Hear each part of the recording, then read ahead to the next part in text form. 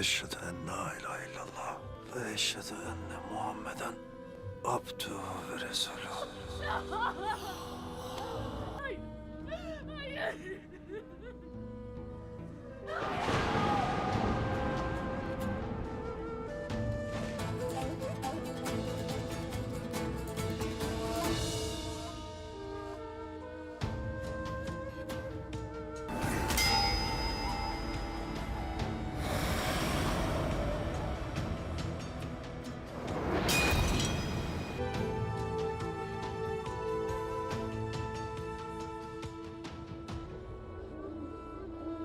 Ertugrul Ghazi season 3 کے قسط number 81 میں آپ سب کو خوش آمدید کہتے ہیں۔ اس قسط کا آغاز اس سین سے ہوتا ہے جہاں ارطغرل اور سلطان علاؤدین اکٹھے بیٹھے ہوتے ہیں۔ سلطان کہتے ہیں، میں آپ کی آنکھوں میں غصے اور درد کو دیکھ سکتا ہوں۔ ویسولیس کو مارنا اور کراجیسر قلعہ لینا میرے فوج کے لیے مشکل نہیں ہوگا، لیکن اگر میں نے ایسا کیا تو سلیبی اور نکایا کا شہنشاہ بھی اس معاملے میں کود پڑیں گے۔ ارطغرل کہتا ہے، سلطان میں آپ کو بتانا چاہتا ہوں کہ میں آپ کے فوج کے بغیر نہ صرف کراجیسر قلعہ فتح کر سکتا ہوں بلکہ اس کی حفاظت بھی کر سکتا ہوں۔ میں نکایا کے شہنشاہ کی کمزوریاں جانتا ہوں۔ آپ صرف ترک قبیلوں کے اتحاد پر یقین رکھیں۔ ہم کچھ عرصے سے اپنے سپاہیوں کو ایک فوج کی طرح تربیت دے رہے ہیں۔ سلطان کہتے ہیں، آپ نے دندار کو ان کی ہاتھوں سے نکال کر یہ ثابت کر دیا تھا۔ ارطغرل کہتا ہے، ابھی انہوں نے نئے سپاہی بھیجے ہیں جو ان کے بہترین آدمی ہے۔ مجھے پورا یقین ہے کہ پھر بھی ہم قلعہ ان سے لے لیں گے۔ دوسری طرف بانو جیجک اپنے خیمے میں دوان کو یاد کر کے رو رہی تھی اور اپنے آنے والے بچے کے بارے میں سوچ رہی تھی۔ اتنے میں ہائمہ خاتون وہاں پہنچتی ہے اور کہتی ہے، انشاءاللہ تمہارا بچہ بھی جلد آنے والا ہے، وہ بھی میرے پوتوں کے ساتھ کھیلے گا۔ بانو جیجک کہتی ہے، میں دوان کا بچہ آپ کی اور ارطغرل صاحب کی امانت میں سونپتی ہوں۔ ہائمہ خاتون حیران ہو کر پوچھتی ہے، کیا مطلب ہے تمہارا بانو جیجک؟ بانو کہتی ہے، ہم اپنے بچوں کے لیے ایک وطن کی تلاش میں ہیں۔ ہمارے بہت سے لوگ اس مقصد کے لیے شہید ہو چکے ہیں۔ میں بھی اس مقصد کے لیے اپنی تلوار اٹھانا چاہتی ہوں۔ ہائمہ خاتون کہتی ہے، دوان نے تمہیں ہماری امانت میں سونپا تھا۔ دوان میرے بیٹوں کی طرح تھا اور میں تمہیں حلیمہ کی طرح سمجھتی ہوں۔ میرا بیٹا ارطغرل ویسولیس سے حساب لے لے گا، لیکن تمہاری ذمہ داری یہ ہے کہ تم اپنے بچے کی دیکھ بھال کرو۔ یہ سن کر بانو جیجک خوش ہو جاتی ہے اور ان کے گلے لگ جاتی ہے۔ دوسری طرف اسلحان الیار کے پاس موجود تھی اور رو رہی تھی۔ اتنے میں الیار کا ہاتھ ہلتا ہے۔ اسحاق کہتا ہے، ارطغرل بھائی، انہوں نے اپنا ہاتھ ہلایا ہے۔ اتنے میں الیار اپنی آنکھیں کھول لیتا ہے اور کہتا ہے، اسلحان باجی، ارطغرل صاحب کو میرے پاس بلائے۔ حکیم ارطغرل اسحاق سے کہتا ہے، آپ فوراً جا کے ارطغرل صاحب کو یہاں لے آئے۔ دوسری طرف ارطغرل اور سلطان مرکزی خیمے میں بات چیت کر رہے تھے۔ اتنے میں ہائمہ خاتون اور حلیمہ وہاں آ جاتی ہے۔ ہائمہ خاتون کہتی ہے، ہم ابو منصور کا شکریہ ادا کرنا چاہتے ہیں۔ پھر حلیمہ کہتی ہے، آپ نے ہمارے آدمیوں کی جان بچائی، اللہ آپ پر راضی ہو۔ سلطان کہتے ہیں، شکریہ، ہم تو صرف وہاں سے گزر رہے تھے۔ ان بچوں کے نام کیا ہے؟ ارطغرل کہتا ہے، میرے بڑے بیٹے کا نام گندز ہے۔ پھر گندز ان کا ہاتھ چومتا ہے۔ ارطغرل کہتا ہے، لیکن اس نئے بچے کا ابھی ہم نے نام نہیں رکھا۔ میرے بابا سلیمان شاہ اس کا نام ساوجی رکھنا چاہتے تھے، لیکن میں چاہتا ہوں کہ اس کا نام آپ رکھیں۔ یہ سن کر ہائمہ خاتون اور حلیمہ کچھ حیران ہوتے ہیں۔ پھر سلطان کہتے ہیں، یہ میرے لیے شرف کی بات ہوگی۔ پھر ارطغرل اپنا بچہ سلطان کو پکڑا دیتا ہے اور سلطان اس کے کان میں اذان دینے لگتے ہیں۔ اذان دینے کے بعد وہ 3 بار بچے کے کان میں کہتے ہیں، تمہارا نام ساوجی ہے، تمہارے دادا سلیمان شاہ نے یہ نام تمہیں دیا ہے، اللہ تمہیں ایک لمبی زندگی عطا کرے۔ سب کہتے ہیں آمین۔ اتنے میں درویش اسحاق اندر داخل ہوتا ہے اور کہتا ہے، سردار الیار صاحب ہوش میں آ گئے ہیں اور وہ آپ سے ملنا چاہتے ہیں۔ یہ سن کر سب خوش ہو جاتے ہیں۔ ارطغرل اجازت لے کر فوراً وہاں سے چل پڑتا ہے۔ اسی دوران ابن العربی ایک غار میں نماز ادا کر رہے تھے اور ان کے آنکھوں میں آنسو تھے۔ دوسری طرف الیار اسلحان کو کہتا ہے، میں اس دنیا میں ایک مسافر کی طرح رہا ہوں، اللہ کا شکر ہے کہ مجھے اللہ کے راستے میں شہید ہونا نصیب ہوا ہے۔ اتنے میں ارطغرل بھی وہاں پہنچ جاتا ہے۔ الیار کہتا ہے،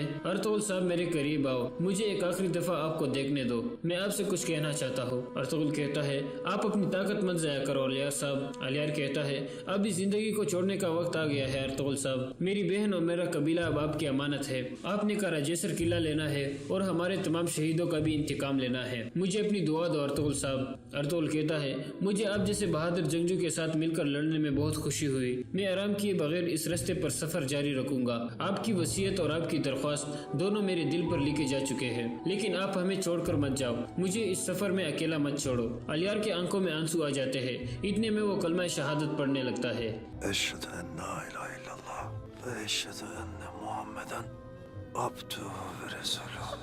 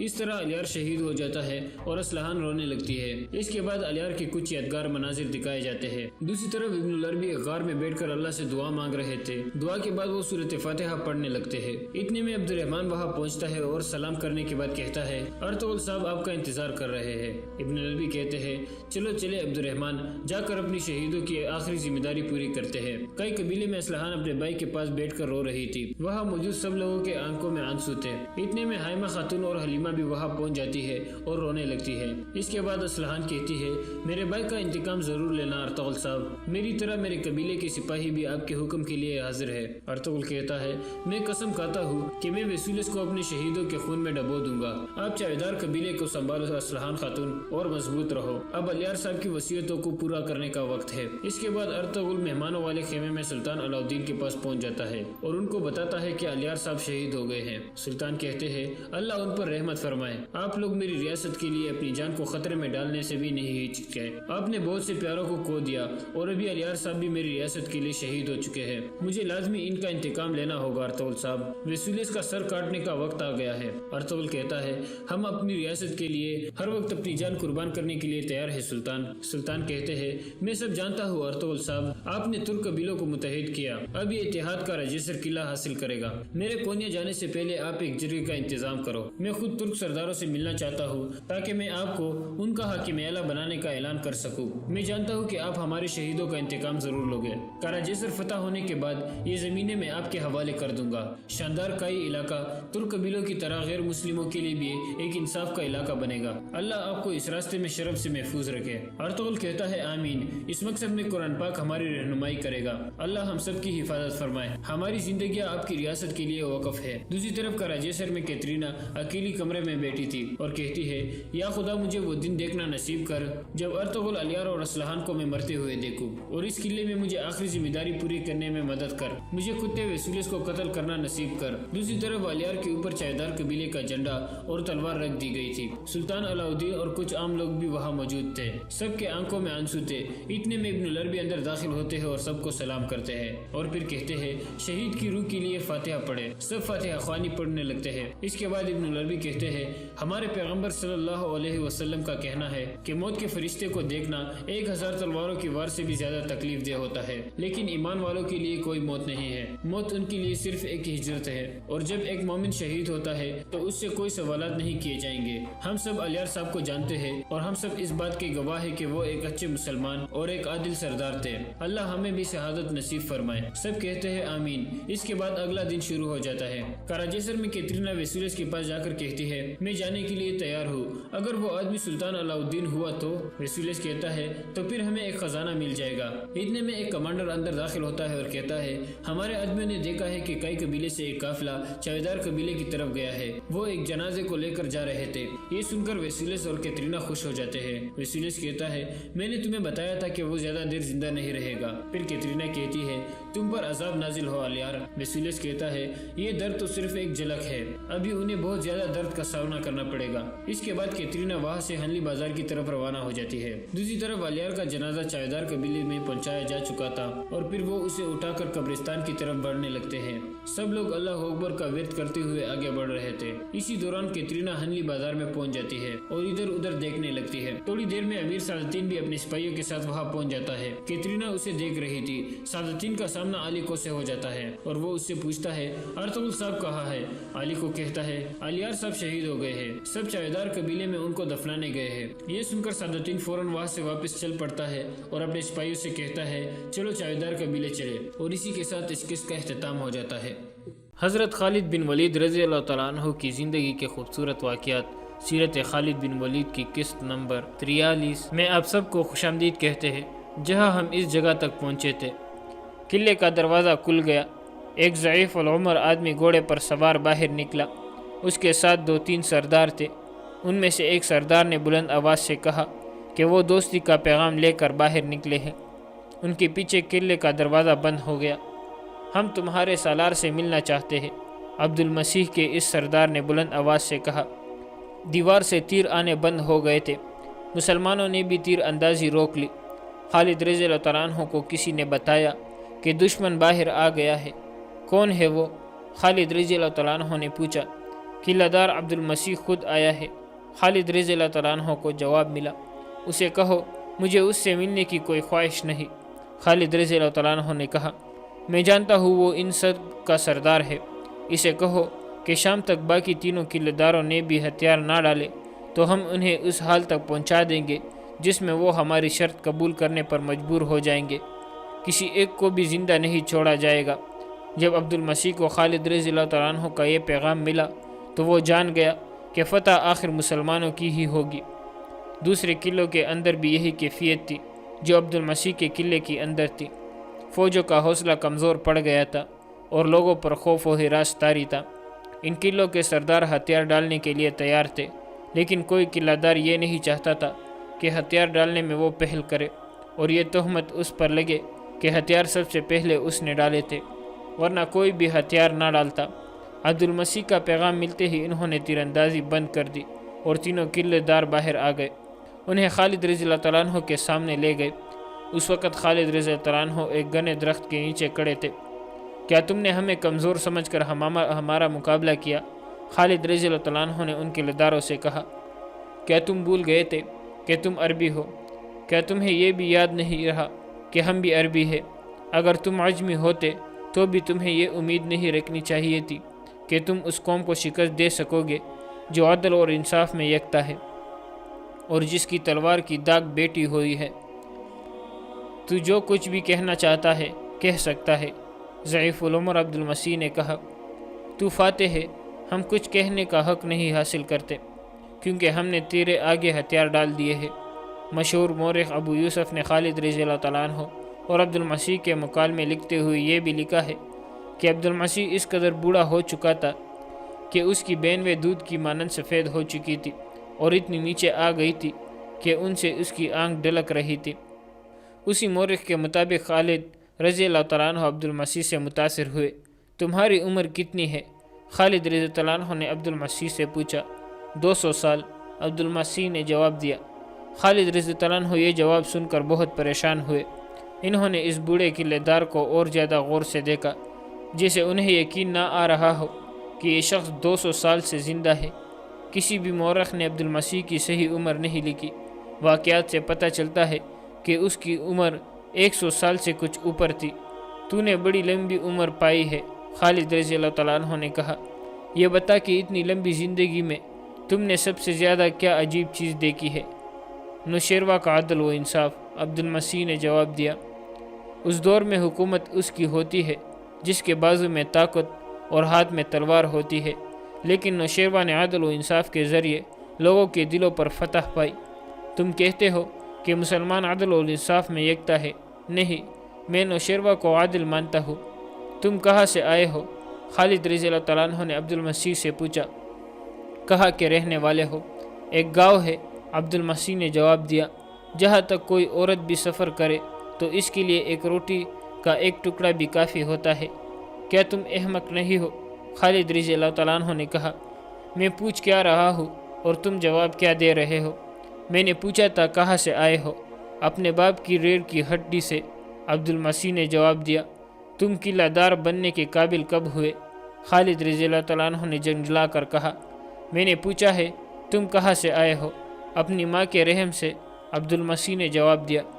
خالد رضی اللہ تعالیٰ عنہ نے جب دیکھا کہ اس بوڑھے کا بولنے کا، سوچنے کا اور جواب دینے کا انداز مسخہ خیز ہے، خالد رضی اللہ تعالیٰ عنہ نے جب دیکھا کہ اس بوڑھے کا بولنے کا، سوچنے کا اور جواب دینے کا انداز مزاح کا خیز سا ہے، تو انہوں نے تفریح تبلیغ کے لیے اس سے ویسے ہی سوال کرنے شروع کر دیے۔ یہ سوال و جواب تقریباً تمام مورخوں نے لکھے ہیں۔ تم کہاں جاؤ گے؟ خالد رضی اللہ تعالیٰ عنہ نے پوچھا۔ آگے کو، عبد المسیح نے جواب دیا۔ تمہارے آگے کیا ہے؟ آخرت، عبد المسیح نے جواب دیا۔ تم جانتے ہو کہاں کھڑے ہو؟ خالد رضی اللہ تعالیٰ عنہ نے پوچھا۔ زمین پر، عبد المسیح نے جواب دیا۔ خالد رضی اللہ تعالیٰ عنہ اس کی بے رخی اور لاپرواہی دیکھ کر اسے یہ احساس دلانا چاہتے تھے کہ وہ فاتح سالار اعلیٰ کے سامنے کھڑے ہیں۔ خالد رضی اللہ تعالیٰ عنہ نے معلوم نہیں کیا سوچ کر اس سے پوچھا، تم کس چیز کے اندر ہو؟ اپنے کپڑوں کے اندر، عبد المسیح نے کہا۔ اب خالد رضی اللہ تعالیٰ عنہ کو غصہ آنے لگا۔ انہوں نے تہجیہ لہجے میں کہا، دنیا کم عقل کو تباہ کرتی ہے، لیکن دانا لوگ دنیا کو تباہ کر دیتے ہیں۔ مجھے معلوم نہیں کہ تم کم عقل ہو یا دانا، مجھے صحیح جواب تمہارے لوگ ہی دے سکتے ہیں۔ احفاظ سالار عبد المسیح نے کہا، چونٹی بہتر جانتی ہے کہ اس کے بل کے اندر کیا کچھ رکھا ہے، اونٹ نہیں بتا سکتا۔ خالد رضی اللہ عنہ نے چونک کر عبد المسیح کی طرف دیکھا، ان کا غصہ ختم ہو گیا۔ انہوں نے محسوس کر لیا کہ یہ شخص احمق یا کم عقل نہیں۔ خالد رضی اللہ عنہ نے اسے اپنے برابر بٹھا لیا۔ اب خالد رضی اللہ عنہ کے انداز میں احترام تھا۔ اے بزرگ، خالد رضی اللہ عنہ نے کہا، کوئی ایسی بات بتا جو تو ہمیشہ یاد رکھنا چاہتا ہے۔ مورخ لکھتے ہیں کہ عبد المسیح گہری سوچ میں کھو گیا، اس کے چہرے پر اداسی آ گئی۔ اس نے قلعے کی طرف دیکھا۔ میں اس وقت کو یاد کرتا ہوں، عبد المسیح نے کہا، جب ان قلعوں کے عقب میں بہتے ہوئے افراد میں چین کے بحری جہاز بادبان پہ لائے آیا کرتے تھے۔ پھر مجھے جو وقت یاد ہے وہ نوشیروہ کا عہد حکومت ہے۔ رعایا خوشحال اور مطمئن تھی، کوئی جھونپڑی میں رہتا تھا یا محل میں۔ نوشیروہ کا انصاف سب کے لیے ایک تھا۔ محترم بزرگ، خالد رضی اللہ عنہ نے کہا، خدا کی قسم تو مسلمانوں کے عدل و انصاف کو بھی یاد رکھے گا۔ اگر تو اپنے لوگوں کے ساتھ اسلام قبول کر لے تو تیری اور تیری لوگوں کی حفاظت ہمارے ذمہ ہوگی۔ تم سب کو وہی حقوق ملیں گے جو دوسرے مسلمانوں کو ملتے ہیں۔ اگر اسلام قبول کرنے کے لیے تو اپنے آپ کو آمادہ نہیں کر سکتا تو تجھے اور ان تمام قلعے داروں کو وہ جزیہ ادا کرنا ہوگا جو میں مقرر کروں گا۔ اگر تجھے یہ بھی قبول نہیں تو پھر تم نے دیکھ ہی لیا ہے کہ مسلمان قلعوں کو کس طرح سر کرتے ہیں اور ان کی تلواروں کی کاٹ کیسی ہے۔ ہم سے کچھ اور مانگ ہم دیں گے۔ عبد المسیح نے کہا، اپنا مذہب نہیں چھوڑیں گے۔ بتا جزیہ کتنا ہوگا؟ تم جیسے دانا سے مجھے اس جواب کی توقع نہیں تھی۔ خالد رضی اللہ عنہ نے کہا، کفر نے تجھے شکست تک پہنچایا ہے۔ اس عربی کو میں کم عقل سمجھتا ہوں جو عرب بھی راستے سے ہٹ کر حجمی راستہ اختیار کر لے۔ خالد رضی اللہ عنہ نے ان الفاظ نے نہ عبد المسیح کو متاثر کیا نہ دوسرے کسی قلعہ دار یا سردار کو۔ وہ اپنے انکار پر قائم رہے۔ جب خالد رضی اللہ عنہ نے انہیں جزیہ کی رقم بتائی تو انہوں نے فوراً قبول کر لیا۔ یہ رقم 1,09,000 درہم تھی جو عہد نامے تحریر کیا گیا۔ اس کے الفاظ یہ تھے، بسم اللہ الرحمن الرحیم۔ یہ عہد نامہ خالد بن ولید نے ہیرا کے سرداروں عدی بن عدی اور عمر بن عدی، عمر بن عبد المسیح، ایاس بن قبیسیہ التانی اور ہری بن عقال سے کیا ہے۔ اس عہد نامے کو ہیرا کے لوگوں نے اسلام قبول کر لیا اور اپنے سردار کو اس کی تکمیل کا ذمہ دار ٹھہرایا ہے۔ اس عہد نامے کے مطابق اہل ہیرا خلافت مدینہ کو 1,09,000 درہم سالانہ ادا کریں گے۔ یہ جزیہ ہیرا کے پادریوں اور راہبیوں سے بھی وصول کیا جائے گا۔ صرف اپاہج و نادار افراد اور تارک الدنیا راہبوں کو یہ جزیہ معاف ہوگا۔ اگر یہ جزیہ باقاعدگی سے ادا کیا جاتا رہا تو اہل ہیرا کے تحفظ کے ذمہ دار مسلمان ہوں گے۔ اگر مسلمانوں نے اس ذمہ داری میں کوتاہی کی تو جزیہ نہیں لیا جائے گا، اور اگر اہل ہیرا نے اس عہد نامے کی خلاف ورزی کی تو مسلمان اپنی ذمہ داری سے بری سمجھے جائیں گے۔ یہ معاہدہ ربیع الاول 12 ہجری میں تحریر ہوا۔ ہیرا پر مسلمانوں کے قبضے کی تکمیل ہو گئی۔ معاہدے کے بعد تمام قلعے داروں اور امران خالد رضی اللہ عنہ کی اطاعت قبول کر لی۔ یہ دراصل خلیفۃ المسلمین حضرت ابو بکر رضی اللہ عنہ کی اطاعت تھی۔ خالد رضی اللہ عنہ نمائندگی کر رہے تھے۔ اس کے بعد خالد رضی اللہ عنہ نے اپنی تمام تر فوج کے ساتھ 8 رکعت نفل شکرانے کی پڑھے۔ فارغ ہونے کے بعد خالد رضی اللہ عنہ اپنی فوج سے مختصر سا خطاب کیا، موتا کی لڑائی میں میرے ہاتھوں میں 9 تلواریں ٹوٹی تھی، لیکن آتش پرستوں نے جس جوامردی سے مقابلہ کیا ہے اسے میں ہمیشہ یاد رکھوں گا۔ انہوں نے الیس میں ہم سے جو لڑائیاں لڑی ہے ایسی لڑائیاں میں نے پہلے نہیں دیکھی۔ اسلام کے پاسبانوں، فتح و شکست اللہ کے اختیار میں ہے۔ اس کے نام کو، اس کی نعمتوں کو اور اس کے رسول صلی اللہ علیہ وسلم کو ہر وقت دل میں رکھو۔ ہیرا بہت بڑی نعمت ہے جو اللہ تعالیٰ نے ہمیں عطا کی ہے۔ یہ بھی دل میں رکھو کہ ہمارا جہاد ابھی ختم نہیں ہوا۔ جب تک کفار کا فتنہ باقی ہے جہاد ختم نہیں ہوگا۔ خالد رضی اللہ عنہ نے شہیدوں کے لیے دعائے مغفرت کی، پھر زخمیوں کی عیادت کو گئے۔ شہیدوں کی نماز جنازہ بڑا ہی رقت آمیز منظر تھا۔ وطن سے اتنی دور جا کر شہید ہونے والوں کے لیے ہر آنکھ میں آنسو تھے۔ شہیدوں کو قبروں میں اتارا گیا تو یہ قبر تاریخ کے سنگ ہائے میل بن گئی۔ خالد رضی اللہ تعالیٰ عنہ جب ہیرا کا نظم و نسق سنبھالنے کے لیے اس محل نما مکان میں گئے جو ازبادہ کا رہائشی مکان تھا، تو بے شمار غوثا اور امرا تحفے لیے کھڑے تھے جو انہوں نے خالد رضی اللہ تعالیٰ عنہ کو پیش کیے۔ ان میں بیش قیمت اشیاء تھی، ہیرے اور جواہرات بھی تھے۔ مدینہ کے مجاہدین حیران ہو رہے تھے کہ کوئی قوم اتنی دولت مند بھی ہو سکتی ہے۔ خالد رضی اللہ تعالیٰ عنہ نے یہ تحفے قبول تو کر لیے، لیکن بوریانشینوں کی قوم کے اس سالار اعلیٰ نے اپنے لیے ایک بھی تحفہ نہ رکھا۔ تمام تحفے مالی غنیمت کے ساتھ امیر المومنین رضی اللہ تعالیٰ عنہ کی خدمت میں پیش کرنے کے لیے مدینہ بھیج دیے۔ مالی غنیمت زیادہ نہیں تھا کیونکہ ہیرا والوں نے جزیہ تسلیم کر لیا اور عطاعت بھی قبول کر لی تھی۔ ایک دلچسپ اور عجیب واقعہ ہو گیا۔ کچھ برس پہلے کی بات ہے، رسول کریم صلی اللہ علیہ وسلم صحابہ کرام رضی اللہ عنہ میں بیٹھے تھے اور ادھر ادھر کی باتیں ہو رہی تھی۔ باتوں کا رخ کفار کے علاقوں کی طرف مڑ گیا اور ذکر فارس کی شہنشاہی کا چل نکلا۔ ہیرا اس شہنشاہی کا بڑا ہی اہم مقام تھا۔ کسی صحابہ رضی اللہ تعالیٰ عنہ نے کہا کہ ہیرا ہاتھ آ جائے تو اسے فوجی اڈہ بنا کر کسرا پر کاری ضربیں لگائی جا سکتی ہے۔ مورخ بلازری اور تبری نے لکھا ہے کہ رسول کریم صلی اللہ علیہ وسلم نے فرمایا کہ تھوڑے عرصے بعد ہیرا ہمارے قبضے میں ہوگا۔ یہ دونوں مورخ لکھتے ہیں کہ اس محفل میں ہیرا کی اہمیت اور اس علاقے کی خوبصورتی کی باتیں ہونے لگی۔ عبد المسیح مشہور آدمی تھا۔ اس کی ایک بیٹی تھی جس کا نام کرامہ تھا۔ اس کے حسن کے چرچے تاجروں وغیرہ کی زبانی دور دور تک پہنچے ہوئے تھے۔ اس کے اپنے ملک میں اس کا حسن و جمال ضرب المثل بن گیا تھا۔ بلازری اور تبری نے لکھا ہے کہ رسول کریم صلی اللہ علیہ وسلم کی اس محفل میں سیدھا سادہ اور عام سا ایک آدمی شویل بھی موجود تھا۔ یا رسول اللہ، شویل نے عرض کی، اگر ہیرا فتح ہو گیا تو عبد المسیح کی بیٹی کرامہ مجھے دے دی جائے۔ رسول کریم صلی اللہ علیہ وسلم مسکرائے اور عذرا مذاق کہا، ہیرا فتح ہو گیا تو کرامہ بنت مسعود تیری ہوگی۔ ان مورخوں نے یہ نہیں لکھا کہ ہیرا کی فتح سے کتنا عرصہ پہلے یہ بات ہوئی تھی۔ اب ہیرا فتح ہو گیا۔ خالد رضی اللہ تعالیٰ عنہ کی فوج کا ایک ادھیڑ عمر سپاہی اس وقت ان کے سامنے جا کھڑا ہوا جب کچھ شرائط عبد المسیح اور خالد رضی اللہ تعالیٰ عنہ کے درمیان طے ہو رہی تھی۔ کیا نام ہے تیرا؟ خالد رضی اللہ تعالیٰ عنہ نے اپنے اس سپاہی سے پوچھا۔ اور میرے پاس کیوں آئے ہو؟ سالار اعلیٰ سپاہی نے کہا، میرا نام شویل ہے۔ خدا کی قسم، رسول اللہ صلی اللہ علیہ وسلم نے مجھ سے وعدہ فرمایا تھا کہ عبد المسیح کی بیٹی کرامہ تجھے دے دی جائے گی۔ آج ہیرا فتح ہو گیا ہے، شہزادی کرامہ مجھے دی جائے۔ کیا تو کوئی گواہ پیش کر سکتا ہے؟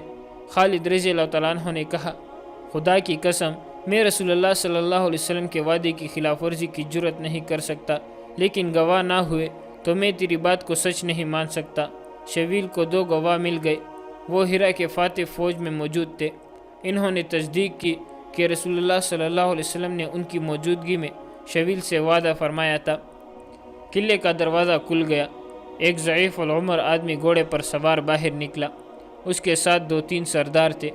ان میں سے ایک سردار نے بلند آواز سے کہا کہ وہ دوستی کا پیغام لے کر باہر نکلے ہیں۔ ان کے پیچھے قلعے کا دروازہ بند ہو گیا۔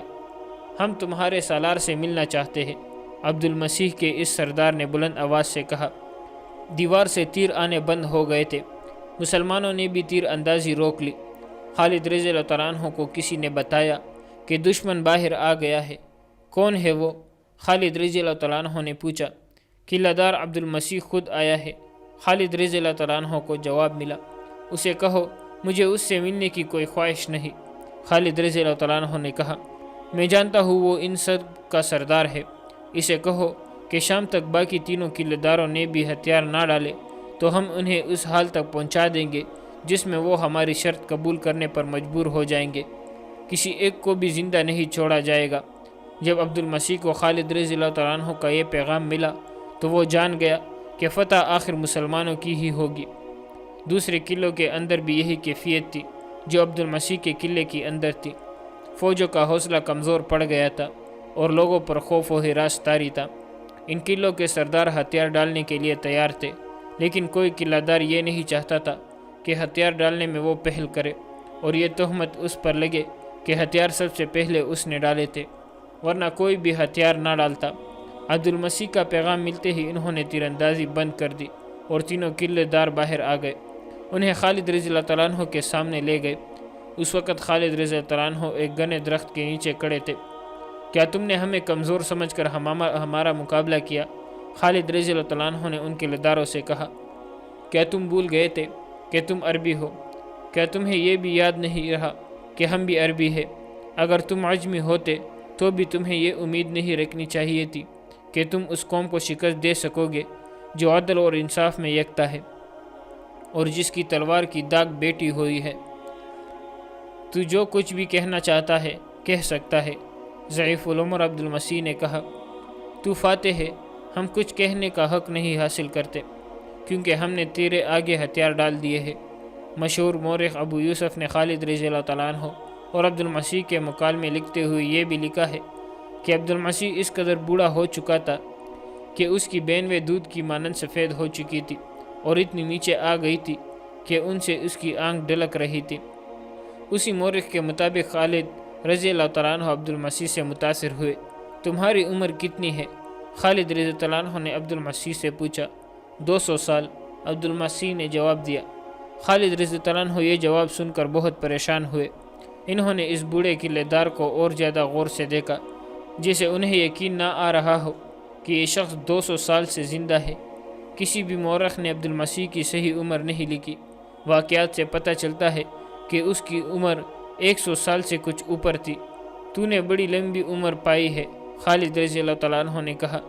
یہ بتا کہ اتنی لمبی زندگی میں تم نے سب سے زیادہ کیا عجیب چیز دیکھی ہے؟ نوشیروہ کا عدل و انصاف، عبد المسیح نے جواب دیا۔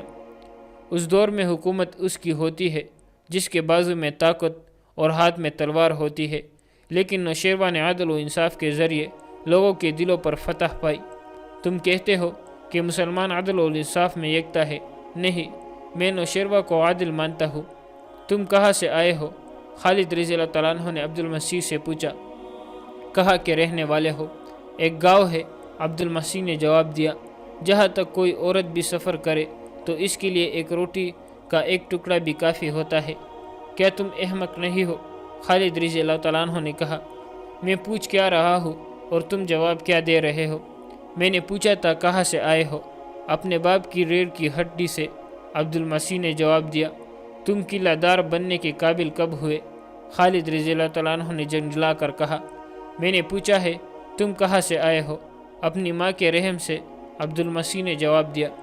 خالد رضی اللہ تعالیٰ عنہ نے جب دیکھا کہ اس بوڑھے کا بولنے کا، سوچنے کا اور جواب دینے کا انداز مسکا خیز ہے خالد رضی اللہ تعالیٰ عنہ نے جب دیکھا کہ اس بوڑھے کا بولنے کا، سوچنے کا اور جواب دینے کا انداز مزاح کا خیز سا ہے، تو انہوں نے تفریح تبیق کے لیے اس سے ویسے ہی سوال کرنے شروع کر دیے۔ یہ سوال و جواب تقریباً تمام مورخوں نے لکھے ہیں۔ تم کہاں جاؤ گے؟ خالد رضی اللہ تعالیٰ عنہ نے پوچھا۔ آگے کو، عبد المسیح نے جواب دیا۔ تمہارے آگے کیا ہے؟ آخرت، عبد المسیح نے جواب دیا۔ تم جانتے ہو کہاں کھڑے ہو؟ خالد رضی اللہ تعالیٰ عنہ نے پوچھا۔ زمین پر، عبد المسیح نے جواب دیا۔ خالد رضی اللہ تعالیٰ عنہ اس کی بے رخی اور لاپرواہی دیکھ کر اسے یہ احساس دلانا چاہتے تھے کہ وہ فاتح سالار اعلیٰ کے سامنے کھڑے ہیں۔ خالد رضی اللہ تعالیٰ عنہ نے معلوم نہیں کیا سوچ کر اس سے پوچھا، تم کس چیز کے اندر ہو؟ اپنے کپڑوں کے اندر، عبد المسیح نے کہا۔ اب خالد رضی اللہ تعالیٰ عنہ کو غصہ آنے لگا۔ انہوں نے تہجیہ لہجے میں کہا، دنیا کم عقل کو تباہ کرتی ہے، لیکن دانا لوگ دنیا کو تباہ کر دیتے ہیں۔ مجھے معلوم نہیں کہ تم کم عقل ہو یا دانا، مجھے صحیح جواب تمہارے لوگ ہی دے سکتے ہیں۔ اے فاتح سالار، عبد المسیح نے کہا، چونٹی بہتر جانتی ہے کہ اس کے بل کے اندر کیا کچھ رکھا ہے، اونٹ نہیں بتا سکتا۔ خالد رضی اللہ عنہ نے چونک کر عبد المسیح کی طرف دیکھا۔ ان کا غصہ ختم ہو گیا۔ انہوں نے محسوس کر لیا کہ یہ شخص احمق یا کم عقل نہیں۔ خالد رضی اللہ عنہ نے اسے اپنے برابر بٹھا لیا۔ اب خالد رضی اللہ عنہ کے انداز میں احترام تھا۔ اے بزرگ، خالد رضی اللہ عنہ نے کہا، کوئی ایسی بات بتا جو تو ہمیشہ یاد رکھنا چاہتا ہے۔ مورخ لکھتے ہیں کہ عبد المسیح گہری سوچ میں کھو گیا۔ اس کے چہرے پر اداسی آ گئی۔ اس نے قلعے کی طرف دیکھا۔ میں اس وقت کو یاد کرتا ہوں، عبد المسیح نے کہا، جب ان قلعوں کے عقب میں بہتے ہوئے افرات میں چین کے بحری جہاز بادبان پہ لائے آیا کرتے تھے۔ پھر مجھے جو وقت یاد ہے وہ نوشیروہ کا عہد حکومت ہے۔ رعایا خوشحال اور مطمئن تھی، کوئی جھونپڑی میں رہتا تھا یا محل میں۔ نوشیروہ کا انصاف سب کے لیے ایک تھا۔ محترم بزرگ خالد رضی اللہ عنہ نے کہا، خدا کی قسم تو مسلمانوں کے عدل و انصاف کو بھی یاد رکھے گا۔ اگر تو اپنے لوگوں کے ساتھ اسلام قبول کر لے تو تیری اور تیری لوگوں کی حفاظت ہمارے ذمہ ہوگی۔ تم سب کو وہی حقوق ملیں گے جو دوسرے مسلمانوں کو ملتے ہیں۔ اگر اسلام قبول کرنے کے لیے تو اپنے آپ کو آمادہ نہیں کر سکتا تو تجھے اور ان تمام قلعے داروں کو وہ جزیہ ادا کرنا ہوگا جو میں مقرر کروں گا۔ اگر تجھے یہ بھی قبول نہیں تو پھر تم نے دیکھ ہی لیا ہے کہ مسلمان قلعوں کو کس طرح سر کرتے ہیں اور ان کی تلواروں کی کاٹ کیسی ہے۔ ہم سے کچھ اور مانگ ہم دیں گے۔ عبد المسیح نے کہا، اپنا مذہب نہیں چھوڑیں گے، بتا جزیہ کتنا ہوگا؟ تم جیسے دانا سے مجھے اس جواب کی توقع نہیں تھی۔ خالد رضی اللہ تعالیٰ عنہ نے کہا، کفر نے تجھے شکست تک پہنچایا ہے۔ اس عربی کو میں کم عقل سمجھتا ہوں جو عرب بھی راستے سے ہٹ کر حجمی راستہ اختیار کر لے۔ خالد رضی اللہ عنہ نے ان الفاظ نے نہ عبد المسیح کو متاثر کیا نہ دوسرے کسی قلعے دار یا سردار کو۔ وہ اپنے انکار پر قائم رہے۔ جب خالد رضی اللہ عنہ نے انہیں جزیہ کی رقم بتائی تو انہوں نے فوراً قبول کر لیا۔ یہ رقم 1,09,000 درہم تھی جو عہد نامے تحریر کیا گیا۔ اس کے الفاظ یہ تھے، بسم اللہ الرحمن الرحیم۔ یہ عہد نامہ خالد بن ولید نے ہیرا کے سرداروں عدی بن عدی وعمر بن عدی، عمر بن عبد المسیح، ایاس بن قبیسیہ التانی اور ہری بن عقال سے کیا ہے۔ اس عہد نامے کو ہیرا کے لوگوں نے اسلام قبول کر لیا اور اپنے سردار کو اس کی تکمیل کا ذمہ دار ٹھہرایا ہے۔ اس عہد نامے کے مطابق اہل ہیرا خلافت مدینہ کو 1,09,000 درہم سالانہ ادا کریں گے۔ یہ جزیہ ہیرا کے پادریوں اور راہبیوں سے بھی وصول کیا جائے گا۔ صرف اپاہج و نادار افراد اور تارک الدنیا راہبوں کو یہ جزیہ معاف ہوگا۔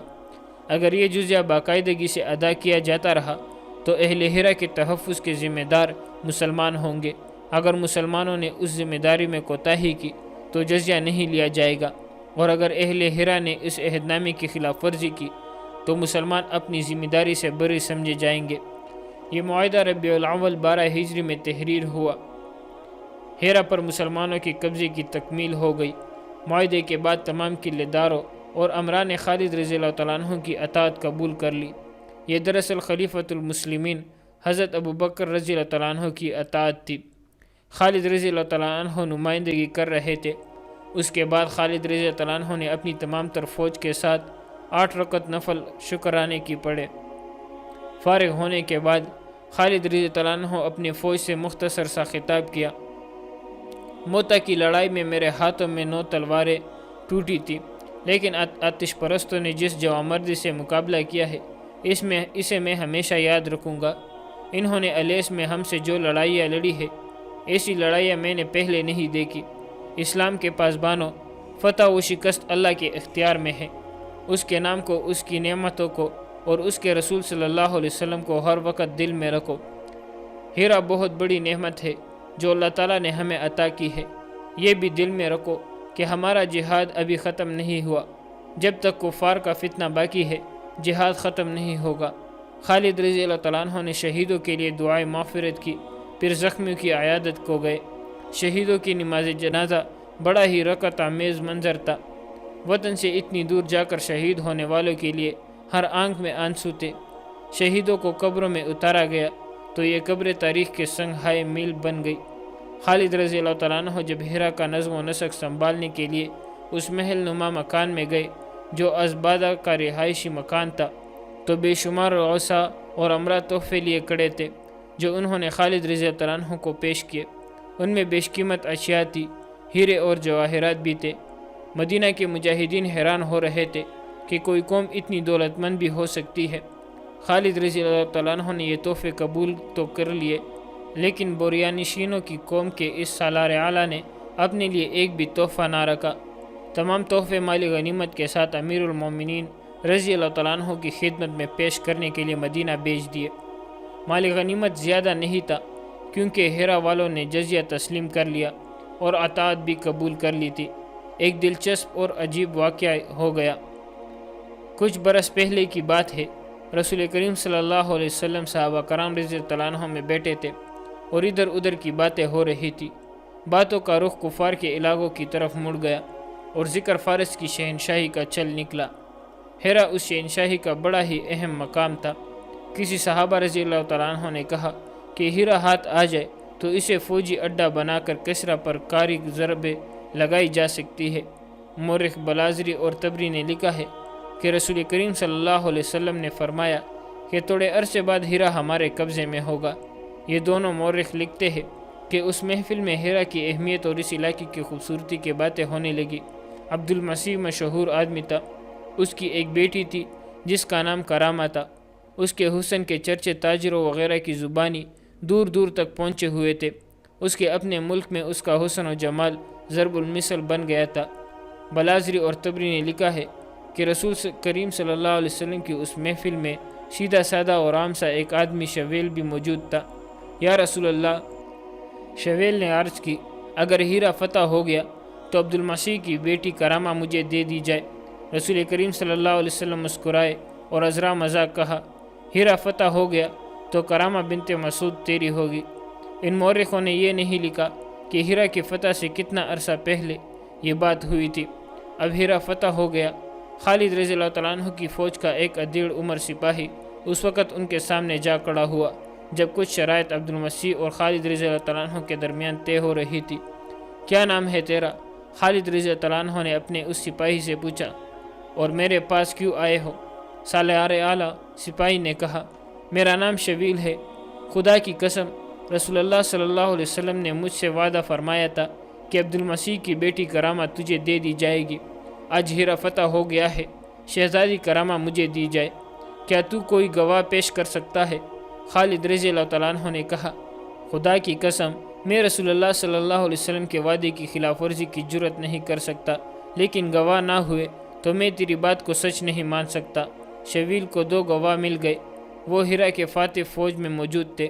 انہوں نے تصدیق کی کہ رسول اللہ صلی اللہ علیہ وسلم نے ان کی موجودگی میں شویل سے وعدہ فرمایا تھا کہ تم عربی ہو۔ کیا تمہیں یہ بھی یاد نہیں رہا کہ ہم بھی عربی ہیں؟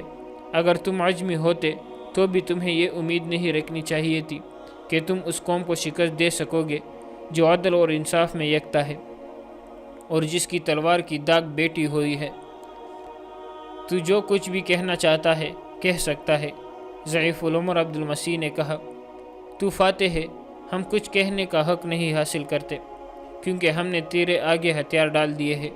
مشہور مورخ ابو یوسف نے خالد رضی اللہ تعالیٰ عنہ اور عبد المسیح کے مکالمے لکھتے ہوئے یہ بھی لکھا ہے کہ عبد المسیح اس قدر بوڑھا ہو چکا تھا کہ اس کی بینویں دودھ کی مانند سفید ہو چکی تھی اور اتنی نیچے آ گئی تھی کہ ان سے اس کی آنکھ ڈھلک رہی تھی۔ اسی مورخ کے مطابق خالد رضی اللہ تعالیٰ عنہ عبد المسیح سے متاثر ہوئے۔ تمہاری عمر کتنی ہے؟ خالد رضی اللہ عنہ نے عبد المسیح سے پوچھا۔ 200 سال، عبد المسیح نے جواب دیا۔ خالد رضی اللہ عنہ یہ جواب سن کر بہت پریشان ہوئے۔ انہوں نے اس بوڑھے قلعے دار کو اور زیادہ غور سے دیکھا، جسے انہیں یقین نہ آ رہا ہو کہ یہ شخص 200 سال سے زندہ ہے۔ کسی بھی مورخ نے عبد المسیح کی صحیح عمر نہیں لکھی۔ واقعات سے پتہ چلتا ہے کہ اس کی عمر 100 سال سے کچھ اوپر تھی۔ تو نے بڑی لمبی عمر پائی ہے، خالد رضی اللہ تعالیٰ عنہ نے کہا۔ یہ بتا کہ اتنی لمبی زندگی میں تم نے سب سے زیادہ کیا عجیب چیز دیکھی ہے؟ نوشیروہ کا عدل و انصاف، عبد المسیح نے جواب دیا۔ اس دور میں حکومت اس کی ہوتی ہے جس کے بازو میں طاقت اور ہاتھ میں تلوار ہوتی ہے، لیکن نوشیروہ نے عدل و انصاف کے ذریعے لوگوں کے دلوں پر فتح پائی۔ تم کہتے ہو کہ مسلمان عدل و انصاف میں یکتا ہے۔ نہیں، میں نوشیروہ کو عادل مانتا ہوں۔ تم کہاں سے آئے ہو؟ خالد رضی اللہ تعالیٰ عنہ نے عبد المسیح سے پوچھا۔ کہا کہ رہنے والے ہو۔ ایک گاؤں ہے، عبد المسیح نے جواب دیا۔ جہاں تک کوئی عورت بھی سفر کرے تو اس کے لیے ایک روٹی کا ایک ٹکڑا بھی کافی ہوتا ہے۔ کیا تم احمق نہیں ہو؟ خالد رضی اللہ تعالیٰ عنہ نے کہا۔ میں پوچھ کیا رہا ہوں اور تم جواب کیا دے رہے ہو؟ میں نے پوچھا تھا کہاں سے آئے ہو؟ اپنے باپ کی ریڑھ کی ہڈی سے۔ عبد المسیح نے جواب دیا، تم قلعہ دار بننے کے قابل کب ہوئے؟ خالد رضی اللہ تعالیٰ عنہ نے جنجلا کر کہا، میں نے پوچھا ہے تم کہاں سے آئے ہو؟ اپنی ماں کے رحم سے، عبد المسیح نے جواب دیا۔ خالد رضی اللہ تعالیٰ عنہ نے جب دیکھا کہ اس بوڑھے کا بولنے کا، سوچنے کا اور جواب دینے کا انداز مسکا خیز ہے، خالد رضی اللہ تعالیٰ عنہ نے جب دیکھا کہ اس بوڑھے کا بولنے کا، سوچنے کا اور جواب دینے کا انداز مزاح کا خیز سا ہے، تو انہوں نے تفریح تبیہ کے لیے اس سے ویسے ہی سوال کرنے شروع کر دیے۔ یہ سوال و جواب تقریباً تمام مورخوں نے لکھے ہیں۔ تم کہاں جاؤ گے؟ خالد رضی اللہ تعالیٰ عنہ نے پوچھا۔ آگے کو، عبد المسیح نے جواب دیا۔ تمہارے آگے کیا ہے؟ آخرت، عبد المسیح نے جواب دیا۔ تم جانتے ہو کہاں کھڑے ہو؟ خالد رضی اللہ تعالیٰ عنہ نے پوچھا۔ زمین پر، عبد المسیح نے جواب دیا۔ خالد رضی اللہ تعالیٰ عنہ اس کی بے رخی اور لاپرواہی دیکھ کر اسے یہ احساس دلانا چاہتے تھے کہ وہ فاتح سالار اعلیٰ کے سامنے کھڑے ہیں۔ خالد رضی اللہ تعالیٰ عنہ نے معلوم نہیں کیا سوچ کر اس سے پوچھا، تم کس چیز کے اندر ہو؟ اپنے کپڑوں کے اندر، عبد المسیح نے کہا۔ اب خالد رضی اللہ تعالیٰ عنہ کو غصہ آنے لگا۔ انہوں نے تہجیہ لہجے میں کہا، دنیا کم عقل کو تباہ کرتی ہے، لیکن دانا لوگ دنیا کو تباہ کر دیتے ہیں۔ مجھے معلوم نہیں کہ تم کم عقل ہو یا دانا، مجھے صحیح جواب تمہارے لوگ ہی دے سکتے ہیں۔ اے فاتح سالار، عبد المسیح نے کہا، چونٹی بہتر جانتی ہے کہ اس کے بل کے اندر کیا کچھ رکھا ہے، اونٹ نہیں بتا سکتا۔ خالد رضی اللہ عنہ نے چونک کر عبد المسیح کی طرف دیکھا۔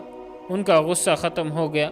انہوں نے محسوس کر لیا کہ یہ شخص احمق یا کم عقل نہیں۔ خالد رضی اللہ عنہ نے اسے اپنے برابر بٹھا لیا۔ اب خالد رضی اللہ تعالیٰ عنہ کے انداز میں احترام تھا۔ اے بزرگ، خالد رضی اللہ تعالیٰ عنہ نے کہا، کوئی ایسی بات بتا جو تو ہمیشہ یاد رکھنا چاہتا ہے۔ مورخ لکھتے ہیں کہ عبد المسیح گہری سوچ میں کھو گیا۔ اس کے چہرے پر اداسی آ گئی۔ اس نے قلعے کی طرف دیکھا۔ میں اس وقت کو یاد کرتا